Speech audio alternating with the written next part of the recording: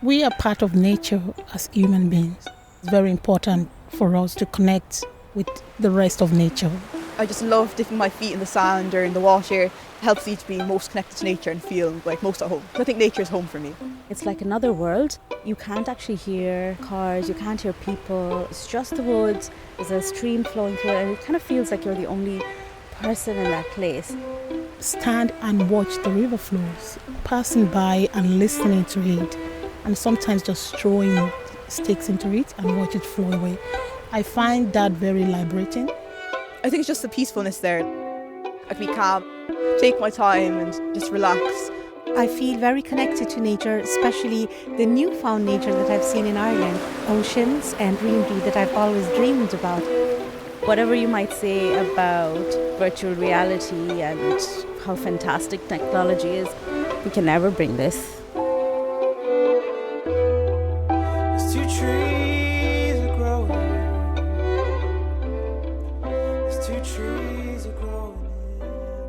You are listening to Living Heritage, a documentary exploring the lives of a few people living in Cork, Ireland, at the intersections of food, childhood memories, rituals, beliefs, lived experiences, and nature.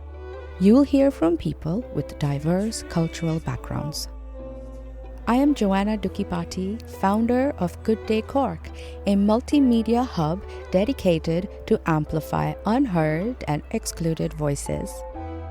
This documentary is supported by Cork City Community Heritage Grant Scheme by Cork City Council. Your host is writer Cethan Leahy. Restless souls. Would you like to introduce yourself? My name is Manizha Khan. I'm from Afghanistan. I'm a refugee, second-time refugee. Now in Ireland, I work as a dentist. It's nearly 3 years that I'm in Ireland. How would you describe your relationship to nature? Nature is a very important part of every Afghan because we are born of mountains. In all our lives, in our cultures, in our poetry, in our written pieces, you can always see parts of mountains in nature because we don't have a lot of unnatural resources. Like we don't have cinemas, we don't have any other, places to go to because war has destroyed all of that. I remember going to a cinema as a child, but my daughter can never remember that. So nature is the only resource for us to enjoy. But now the Taliban have arrived, they have stopped everything for women, even going out for family picnics. And that is something I think that hurts us the most. Like we understand as women that education is very, very important, but also nature was a very important part of our lives. Families would go together every Friday because Friday is the day off in our country. And if you go to the suburbs, you'll see like every 10 feet, there are people, they have their picnic carpet sitting there, music is gone, people are dancing, children laughing, food is being served. But now women cannot go and it's all only men can go. I was just talking to one of our family relatives the other day. They live in Kandahar. They have a very, very beautiful lake there. And she cried and she said, do you know that we traveled there? And when we started to have a picnic, Taliban came and they forced us women to sit in the car. And they said these places are only for men now. So women cannot even go for picnics, let alone education and freedom. We are not even allowed to enjoy the little bit of nature that we have left. What would you say is the biggest difference between nature here and in Afghanistan? Our country has been in war for more than 40 years now, and you can feel that nature is very sad and angry over there. We have lost a lot of trees in war, a lot of animals.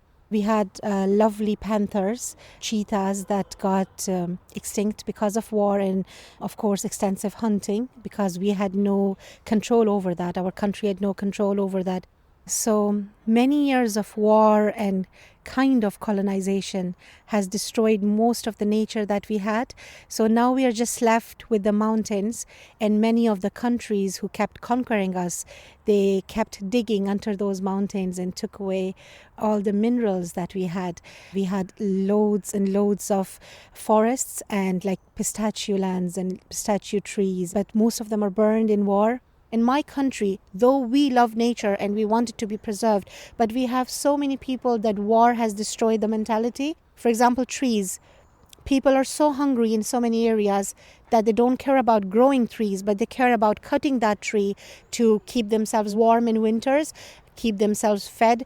So that is why in many war-torn areas you would see that nature is getting destroyed because people are not taking care of it anymore. As humans, this is our job to stop wars, not only for us and for our generations, but also for the nature that we have to preserve. Hi, my name is Lavie Olupona. I'm 18 years old and I'm from Clonakilty, West Cork, and I'm of Irish traveller and Nigerian heritage. I'm also a poet and an activist as well. I'm quite passionate about conflicts happening in the world, and I use my poetry as an outlet to write about those things. Could you give me an idea of what the role nature plays in your work and your culture? In Irish traveller culture, a maple leaf signifies like the three strands of Irish travellers' traits and kind of what they live by: courage, bravery and honesty. Irish travellers really believe that the only way to get through things is having a lot of courage, being brave and being honest with yourselves. A lot of Irish traveller folklore is passed through oral traditions, and we use a lot of nature imagery through our traditions. A lot of Irish mythology, Celtic stories are actually derived from Irish traveller stories. The most prominent one I can think of right now is Oisín Tír na Og. We actually have an Irish traveller equivalent, and his name is Anton. And from that story, the maple leaf plays a very strong role, as it's the maple leaf that's his downfall. The maple leaf falls down his horse, it shakes the horse and he falls. With Nigerian culture, orishas are like Nigerian gods or goddesses, and the main one in Yoruba culture, which is what my dad is from in Nigeria, would be an orisha called Ostum. Ostum is the god of iron and steel, and he also plays a large role with Mami Wata as well, and she is the goddess of fertility and the water. There's a Yoruba belief that when it rains, that is Otum and Mami Wata having an argument. So they say to go inside and not be in an open space, as if you're caught in their argument, you might be their victim.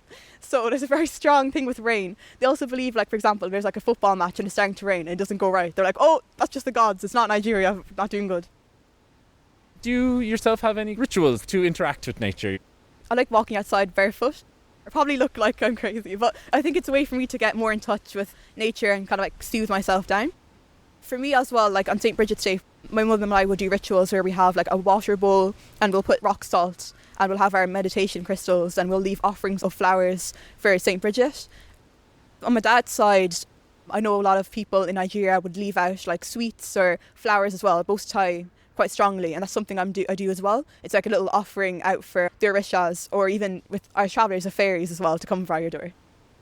One important aspect in our lives is the New Year. So New Year we call Nowroz, and Nowroz is totally connected with nature. Nowroz is something that all Persians celebrate. So Afghans and Iranians and people in Tajikistan, everyone who speaks Persian, we celebrate Nowroz. It has been there for thousands of years. Our New Year starts in mid of March. So we start growing wheat. Everybody start growing wheat in small pots in their houses. And when mid-March comes, if it's green, so that's the time of the New Year. So I remember that when I was a child, Nowroz was a big thing. I was born in war, but still our culture was there. Still it was not that destroyed that it is now. And I remember one of my fondest memory is celebrating Nowroz with my parents, and we went to a lake. It is called Qargha in Kabul. It's a very, very lovely lake. And I remember that we took a lot of that greenery that we grew ourselves, like the wheat. Then we painted eggs with the leaves and onion peels. They're different colors, they become different colors, but it's all natural. On the table that we decorate for especially that day, we have to have 7 natural things that all start with the word sa. Like in our language, for example, there's fish and garlic and greenery. And there is something called, it's called samanak. It is made of that green wheat that we have grown, and then it is cooked into a sweet dessert that's called samano or samanak. And then apples. We gather all these things, and people go to the mountains or to any place where there is water or where there is greenery, and we celebrate and we sit around like a picnic, and we enjoy that. So that is one of my fondest memories. And after that, I think the war became really worse. That was the time when Russia had attacked Afghanistan and a lot of bombing started going on. So people couldn't go anymore outside, to enjoy that relationship with nature. We couldn't continue that anymore. Do you do anything similar while in Cork? Yeah, definitely we do. Like Afghans all over the world, even in Cork, we do the same thing. When it is our new year, we will celebrate, we'll decorate a table and we'll put all those items. When 7 days passes, like that is the 7th day of the new year, it is customary, everybody must leave the house and go someplace which is green.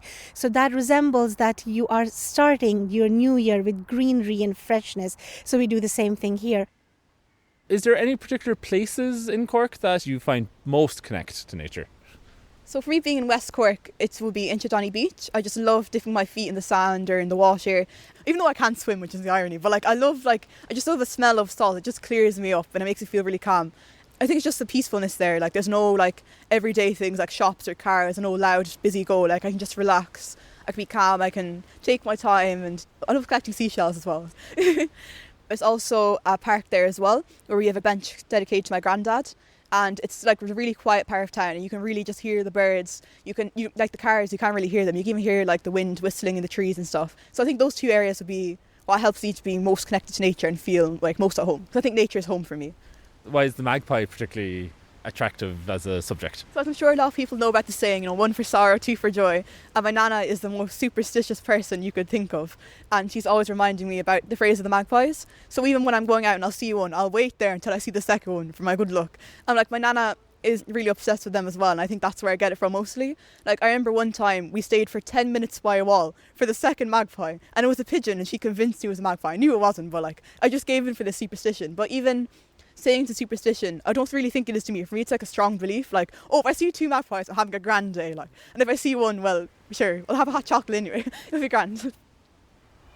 Oh, poor little magpie. From my peripheral vision, I notice you, cawing at me, maybe even mocking me. But by God, aren't you beautiful?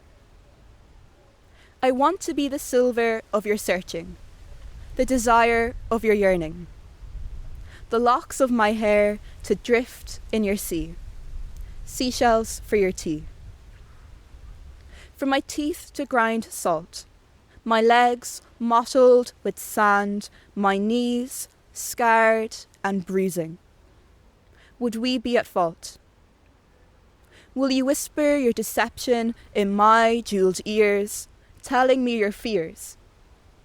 Or leave them hanging on your tongue? Tell me we're still young. You'll splash me with rain, acid-like and burning. My hands ripped to shreds, it's the fantasy that's hurting. We can build our own castle. I'll let you be the staircase. I'll lock the gates with keys left at your place. Come on, little magpie, where's your partner gone? For you, I'll keep on singing the Lonely Magpie song. I feel very connected to nature, especially the newfound nature that I've seen in Ireland.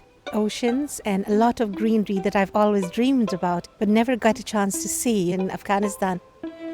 Now that I'm in Ireland, I just think, how is it possible for somebody to born in mountains and have so much love for ocean? But I still do miss the mountains though.